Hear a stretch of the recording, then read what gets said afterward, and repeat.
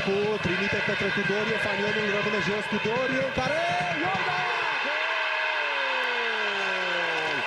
Oțelul deschide scorul în minutul 8.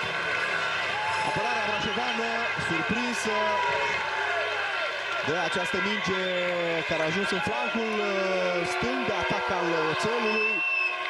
Iorga deschide scorul aici la Galați. Cel mai slab atac din Liga 1 reușește să dea gol în fața celei de-a doua, cea mai slabă defensivă.